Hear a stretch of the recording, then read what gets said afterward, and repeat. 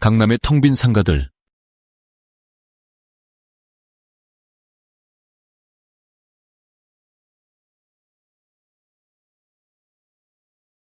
서울에서 가장 비싼 땅, 화려한 거리 한복판에서 지금 아주 기묘한 미스터리가 펼쳐지고 있습니다. 바로 텅 빈 가게들의 역설인데요. 오늘 이걸 한번 제대로 파헤쳐 보겠습니다. 자, 바로 본론으로 들어가 볼까요? 여러분이 지금 대한민국에서 제일 비싸다는 상권, 강남대로를 걷고 있다고 상상해 보세요. 그런데 주변을 둘러보면 가게마다 임대 문의가 덕지덕지 붙어 있는 거예요. 뭔가 좀 이상하지 않으세요? 이게 그냥 기분 탓이 아닙니다. 데이터가 딱 보여주거든요. 2023년 1분기에 강남대로 중대형 상가 공실률이 무려 11.6%에 달했다고 합니다. 어느 정도냐면요. 강남대로 어떤 곳은 1층 가게 4곳 중 하나가 1년 넘게 텅 비어 있다는 말까지 나와요. 다들 아시는 그 옛날 유니클로 자리, 거기도 2020년부터 계속 비어 있잖아요. 핵심 중에 핵심 상권이 이렇게 오랫동안 비어 있다는 거죠. 도대체 왜 이런 일이 벌어지는 걸까요? 자, 그 속사정. 첫 번째 껍질부터 한번 벗겨보겠습니다. 아니, 상식적으로 가게가 비면 월세를 내려서라도 사람을 들여야 하는 거 아닌가요? 그런데 왜 안 내리는 걸까요? 지금부터 그들만의 이상한 계산법을 한번 들여다보겠습니다. 바로 여기서 아주 흥미로운 지점이 나옵니다. 이게 그냥 요즘 경기가 안 좋아서 같은 단순한 문제가 아니라는 거예요. 진짜 문제는 임대료를 내리길 거부하는 건물주들한테 있습니다. 왜냐고요? 그 이유는 바로 장기적인 건물 가치 때문입니다. 어떤 부동산 중개인이 이런 말을 했더라고요. 건물주들은 차라리 가게를 비워둬요. 스타벅스 같은 우량 임차인 하나 제대로 들이면 건물값 자체가 오르니까. 이 말 한마디에 모든 게 담겨 있죠. 당장 들어오는 월세 몇 푼이 중요한 게 아니라는 겁니다. 건물 전체의 몸값이 중요한 거죠. 그러니까 건물주들 머릿속에선 이런 계산이 돌아가는 거예요. 단기적인 손해, 즉 몇 달, 길게는 몇 년 동안 월세 수입이 빵원인 고통을 감수하느냐, 아니면 장기적인 이익을 택하느냐. 여기서 임대료를 한번 낮춰버리면 그게 이 건물의 공시가격표가 돼버리는 거예요. 그럼 나중에 은행에서 대출 받을 때나 건물을 팔 때 제값을 못 받게 되는 거죠. 당장의 손해를 감수하고 건물 전체의 가치를 지키려는 셈법입니다. 이런 버티기 전략이 그냥 고집만으로 되는 게 아닙니다. 몇 가지 이유가 있어요. 첫째, 한 번 계약하면 최대 10년까지 임대료를 마음대로 못 올리게 막는 법이 있고요. 둘째, 건물 가치를 평가할 때 실제 월세 수입보다는 서류상의 공식 임대료를 더 중요하게 봐요. 그리고 마지막으로 스타벅스 같은 아주 빵빵한 앵커 테넌트를 들이기 위해서 몇 년 공실은 그냥 투자 비용이다 라고 생각하는 거죠. 이 모든 게 복잡하게 얽혀 있는 겁니다. 자, 그런데요, 이 존버 전략 아무나 할 수 있는 게 아닙니다. 어떤 사람들에게는 이 건물주의 꿈이 끔찍한 악몽으로 변해가고 있거든요. 그 이야기를 한번 해보죠. 생각해보세요. 버티려면 뭐가 필요할까요? 바로 돈이죠, 좋은. 자금력이 빵빵해야 가능한 얘기입니다.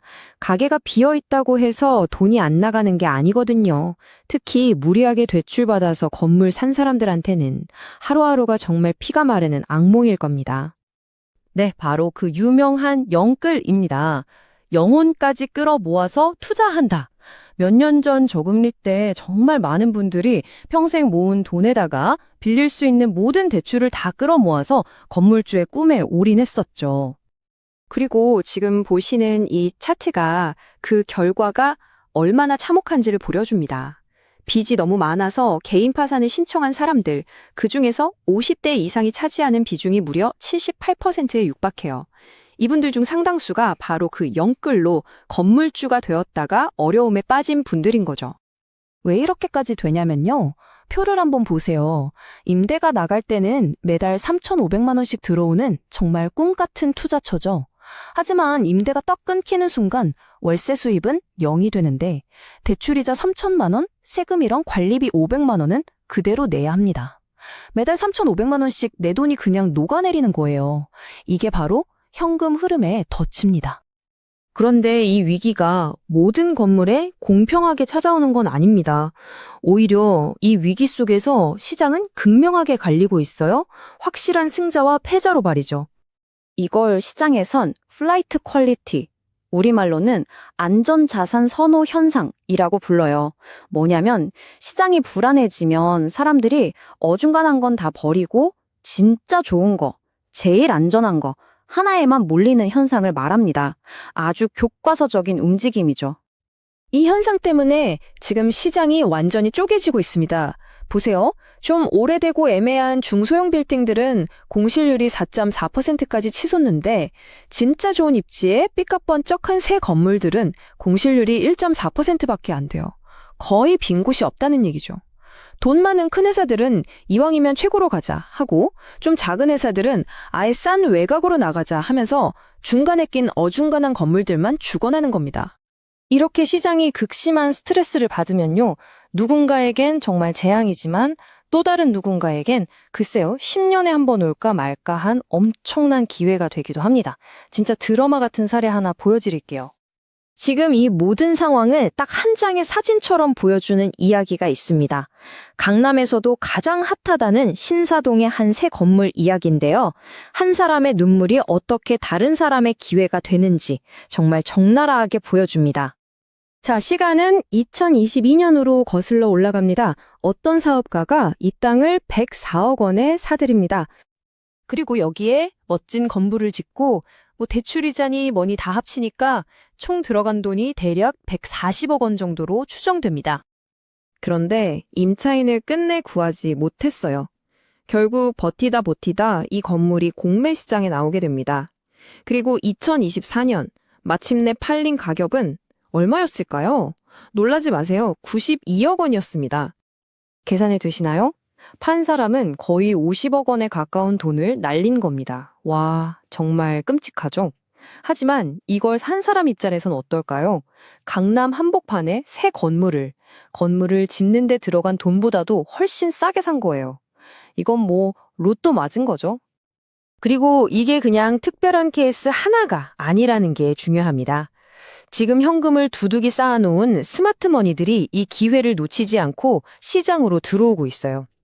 실제로 2024년 서울의 소위 꼬마 빌딩 거래량이 작년보다 무려 45%나 늘었습니다. 자, 그래서 마지막으로 이런 질문을 던지게 됩니다. 과연 지금 이 상황을 단순히 시장의 붕괴라고만 봐야 할까요? 아니면 똑똑한 돈과 그렇지 않은 돈을 가르는 거대한 리셋 과정일까요? 뉴스에서는 연일 위기라고 떠들지만 어쩌면 그 물밑에서는 거대한 부의 이동이 일어나고 있는지도 모릅니다. 현금과 배짱을 가진 사람들에게 지금 시장은 위기가 아니라 평생에 한 번 올까 말까 한 빅세일 기간처럼 보일 테니까요. 서울에서 가장